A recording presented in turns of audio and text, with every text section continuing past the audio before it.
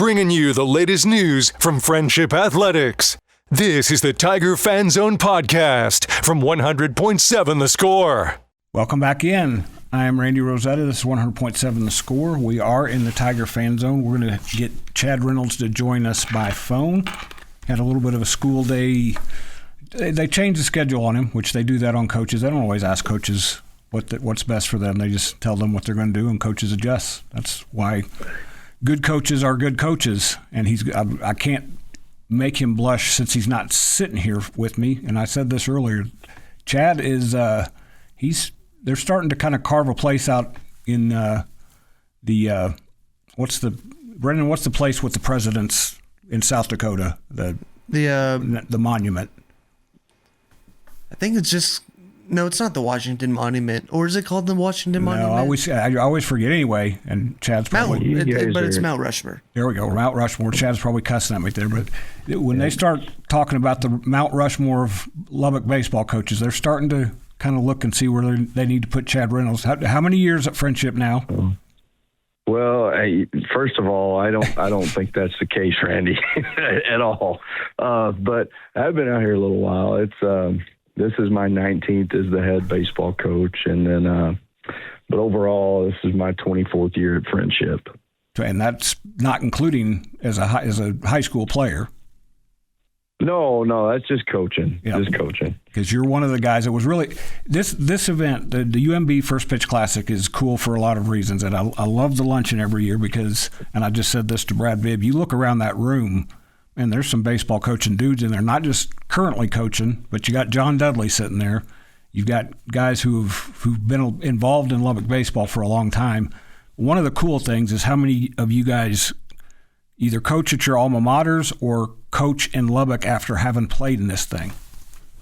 It is really cool. I tell you what, Lubbock is a great baseball city. I know we're in West Texas, and football is absolutely great as well. But man, this community loves baseball, and we, starts at a young age, and I can't, there's so many kids grow up playing the game, and it's a lot of fun. And I think,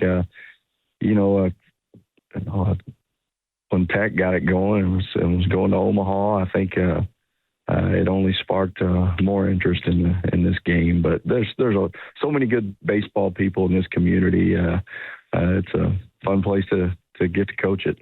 I'm going to tell a quick story on you too, because you mentioned football, and I was at the AJ from 97 to 2003, left for 14 years, came back, started the website in 2019. So I've gotten to know Chad a lot more since 2019, and I'd missed covering you in high school.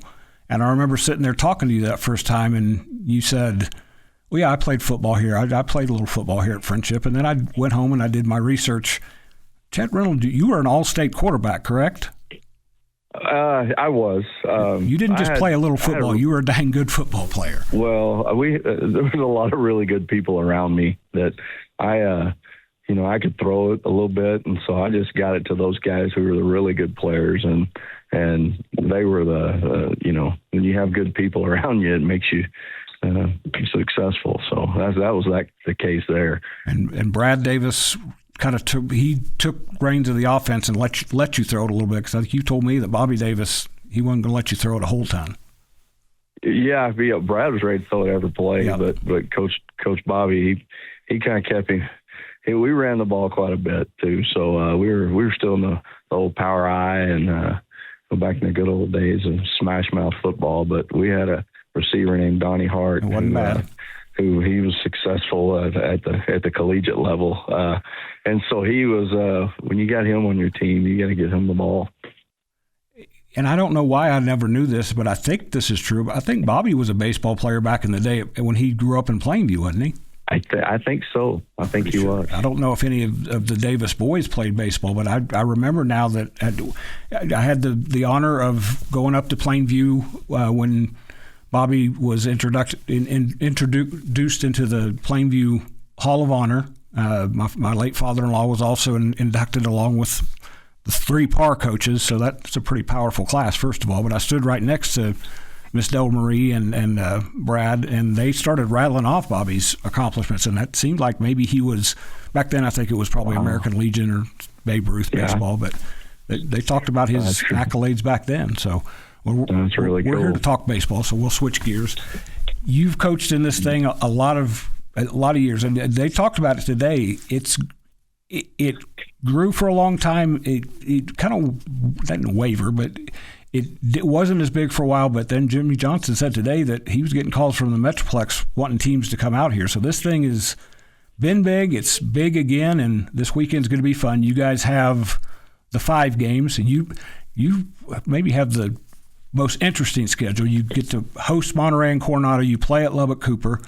We're coming up on our break, but we'll run through the schedule that Frenship has. I know I'll see them at least once, if not twice, and then we'll kind of talk about where you guys are at when we come back after this break. Diving headfirst into Frenship athletics. You're listening to the Tiger Fan Zone on 100.7 The Score and the 100.7 The Score mobile app. Welcome back in. We're in the Tiger Fan Zone on a Wednesday night. This is wall-to-wall baseball tonight because we have the UMB First Pitch Classic in town, all over town. 8 different venues, 6 per night or day. 3 games at 6 venues tomorrow and Friday, and then 2 games at 6 venues except for Estacado with just 1. So a lot of baseball. Let me think if I've got this right. All 8 public schools from Lubbock are involved. So if you're a fan of any of them, if you're a fan of all of them, you can see any of them. Frenship is one of those. They are hosting 2 days and then go to Magle Field to take on Monterey on Friday. So let me run through their schedule real quick. Thursday. Hold on. Or no, you don't play Monterey twice. Who am I talking about? Yeah, we got Monterey and El Dorado in our place tomorrow. Tomorrow start out with Monterey at 1 p.m. and then El Paso, El Dorado, and Monterey at 4. El Paso, El Dorado, and Frenship at 7. On Friday, that's the day you guys get out. Yeah, you go out to Lubbock Cooper. Okay. On Friday at Pirate Stadium out in on Woodrow Road, Greenwood and Lubbock Cooper at noon, Greenwood and Frenship at 3 p.m., and then Frenship and Lubbock Cooper at 6 p.m.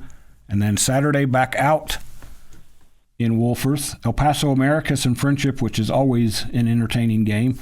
That's 10 a.m., and then Coronado and Frenship at 1 p.m. And your whole weekend is chock full of interesting games, but that Saturday, your guys are going to have to be locked in for both of those games because El Paso Americas is always good, and Coronado and Frenship, there's always something a little special to that. Yeah, absolutely. It's going to be a good weekend for us. We're excited to be at home. We've spent 2 weeks on the road, and I talked today at the luncheon about the importance of being able to learn to play at home. A lot of distractions. When you're on the road, it's just us. So now we got girlfriends involved and other family members and buddies and that are all coming to see you play and being competitive high school kids, they all want to be successful. And so sometimes they kind of, they got to learn how to control emotions and not try to do too much. And it's important that we get to do this in this tournament because it doesn't really matter. As far as wins and losses, it matters. We want to be playing good when we're done with it. And we absolutely are going to try to win every single game. But, when it comes down to it, this is going to get us ready for a district play that starts in a couple weeks. Yeah, you guys don't. I think everybody else jumps right into district play next week. I was just looking at the schedule. Now, you go up to Amarillo and play at Hodgetown against a good Amarillo High team the following weekend. And then I think after that, you play Midland, which I believe, if I saw right, has 1 loss so far this season. So it's coming for you guys for sure. Yeah, they're a good team again this year. And so, it's going to be a tough challenge when we get to district. So we need to, we want to be playing good after this weekend. Your teams, watching you for the last 7 years, your teams have done a pretty consistent job of kind of taking on your personality, which means they don't necessarily get too up or too down. But I would think this weekend you want to see them get a little bit motivated because this is when you get into district, you play teams that you've seen year after year. It's kind of the farewell tour for you guys because you're going to be a 5A team next year. But the fact that and I don't know if you requested this or if they just lined it up this way, you get to play Monterey, then you get to go play at Lubbock Cooper, you get to finish with Coronado. You're playing three of those teams that, along with you guys, probably in the last 25, 30 years have kind of been I say that, Estacado's been right up there too, have kind of set the standard for good high school baseball in this area. Yeah, it's crazy. There's I think every school in this community has been good at one time or another, and a lot of them good for a long, long time. And so, yeah, it's going to be a challenge this weekend. And but I tell you what, we feel like we've got as confident of a team as we've had. This may be our best offensive lineup that we've ever put out on the field, and so we're really excited. They're fun to watch. Hopefully we can pitch it and get after guys, and it'll be a fun weekend. You surprised me a little bit when you said that today, because usually you're pretty guarded in your optimism, and you've been so good pitching wise the last several years. I think you usually have talked about that first. This is. We'll talk it. So we'll have you back on in a few weeks and talk about this. This is the first time you guys haven't had at least a couple of dudes back on the mound that have thrown a bunch of innings. So I'm eager to see you guys play, because I know you've got one guy, a couple of guys headed to the next level, and you've got a pretty good sophomore there at third base. So I will see you Saturday when you play Coronado. But good luck those first 2 days, and I definitely will see you then, and we'll talk. All right, Randy. Appreciate you having me. All right. We'll talk to you later. Right. We got one more segment coming up. We will be in the Pirate Fan Zone talking to Chris Baker about Lubbock Cooper and what they've got going, who they've got this week, and looking ahead on the High School Fan Zone on 100.7 The Score.